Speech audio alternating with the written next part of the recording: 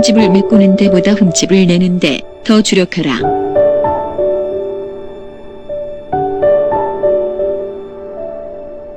말이 좀 교묘하지만 치유하지 말라고 말하는 것이 아니며 상처를 돌보지 말라는 것이 아닙니다. 인생에서 하나의 목표가 아니라 두세 가지 목표를 세우고 우선순위를 정하는 것이 좋습니다. 오직 한 길만 바라보고 달려온 당신의 그 목표가 실패할 때 자신이 스스로 쳐놓은 작은 안전지대 안에서 당신 자신마저 잃게 될 수 있습니다. 나의 안전지대의 규모를 크게 만드는 유일한 방법은 위험을 감수하는 것입니다. 자신이 쳐놓은 안전그물 밖으로 나가면 일단 위험을 감수하는 것으로 간주됩니다. 당신의 흠집이 어떤 종류의 중독, 구식의 사고방식, 문화적 병폐 또는 정치적 이념이나 종교적 교리이든 이들 속에 안주하지 말고 이것들을 분석하고 깨는데 더 집중할 때 당신은 불합리한 손수레 속에 갇힌 상태를 탈피해 혼자 말을 타고 능동적으로 달려나갈 수 있습니다. 결정을 했으면 가능한 빨리 행동으로 옮겨라.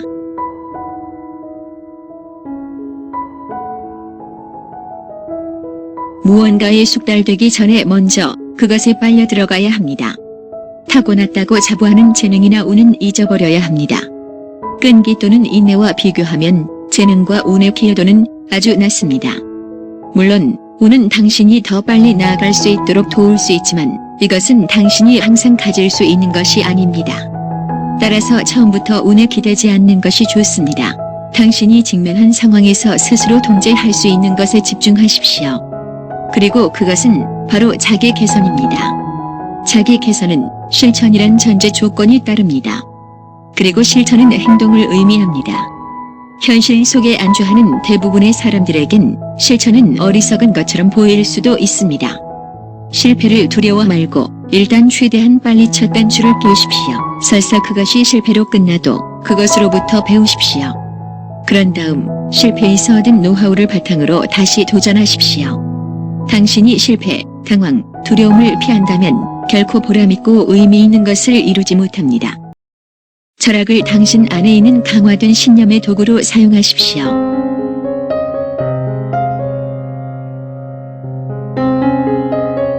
철학은 모든 것이 연결되어 있음을 발견하는 데 도움이 됩니다.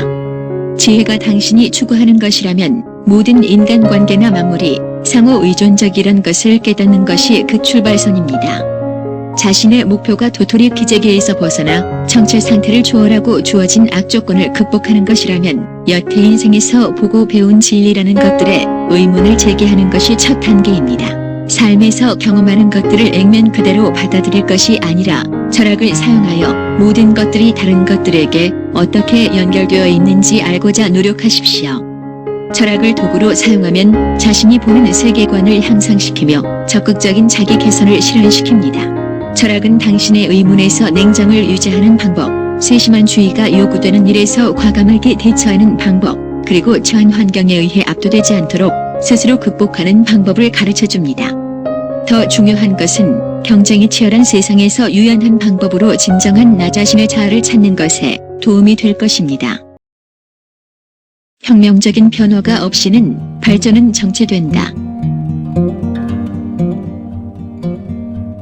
사람들은 누구나 각자의 의견이 있습니다. 그러나 공통적으로 동의하는 한 가지는 모두를 위한 건강하고 진보적인 진화입니다. 문제는 우리 대부분이 심하게 오염된 사회에 살고 있다는 것입니다.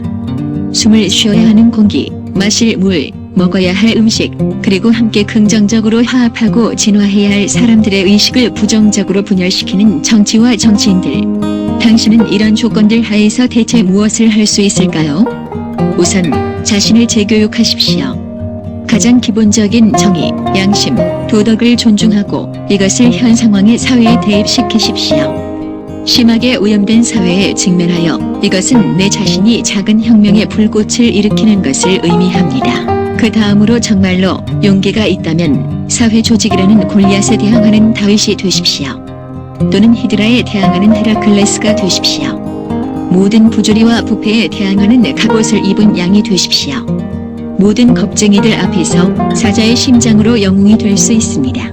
그러나 이 모든 것들에 앞서 스스로 확인해야 할 것이 있습니다. 당신은 종교나 이념으로부터 자유로워야 합니다.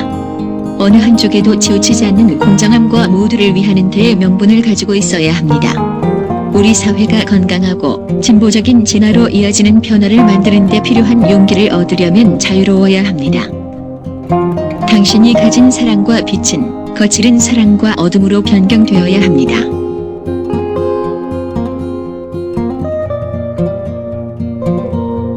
행복이 과대평가되었습니다. 항상 잘 살고 잘 먹고 행복해야 한다는 마음의 부담에서 벗어나십시오. 이것들 모두를 짊어지기에는 너무 무겁습니다. 스스로를 편하게 하십시오. 항상 자신을 긍정적이고 행복하게 억지로 만들려고 하는 것은 인생의 부정적인 면에 직면하고 싶지 않은 당신의 겁많은 부분이 설정한 자아의 함정입니다. 끔찍한 억압이 아닐 수 없지요. 슬픔을 악으로 규정하지 마십시오. 우리는 항상 행복할 수는 없습니다. 슬픔이나 행복은 자아의 중심을 관통해 지나가는 폭풍입니다. 행복과 같은 폭풍은 상쾌하고 활기가 있습니다만 슬픔은 고통스럽고 거칩니다.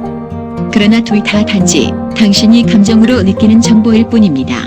이런 감정들의 한쪽으로 휩쓸리지 않게 마음의 균형을 잡은 후에 이것들을 이용하여 의미를 창조하십시오. 작금의 현대사회에서는 한 번의 행복한 웃음을 짓기도 거의 불가능합니다.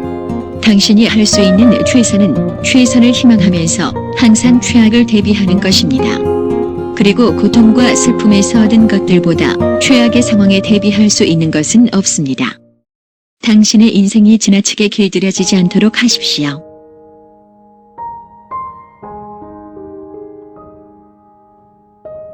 동물원 정신에서 탈피해 갇힌 우레에서 벗어나십시오. 당신의 꿈을 죽이는 모든 일상을 과감하게 버리십시오. 무엇이든 과한 것으로 인해 문제가 발생합니다. 과도한 문화, 과도한 길들이기, 과도한 통제, 과도한 단정함, 과도한 규율. 이런 것들이 과도해지면 야성을 질식시키며 자유를 질식시킵니다. 그리고 영혼을 질식시킵니다. 고독에 굴복되지 않고 그것을 통해 진화하는 법을 배우십시오. 고독한 명상은 자연과 인간 영혼 사이의 균형을 유지하는 데 도움이 되는 신성한 전략입니다. 밖으로 나가 지나치게 길들여진 개꼬리를 떼어버리고 자신이 진정으로 추구하고 하고 싶은 것들을 해야 합니다. 당신의 야성을 부르는 특정 분야와 장소가 있습니다. 인생은 당신 안에 짙은 야성이 울부짖는 것을 억누르기에는 너무 짧습니다. 또 다른 한 마리의 길들여진 개가 되지 마십시오. 당신 안에 숨겨진 야성의 늑대를 발견하십시오. 변경된 자아를 죽이고 묻으십시오.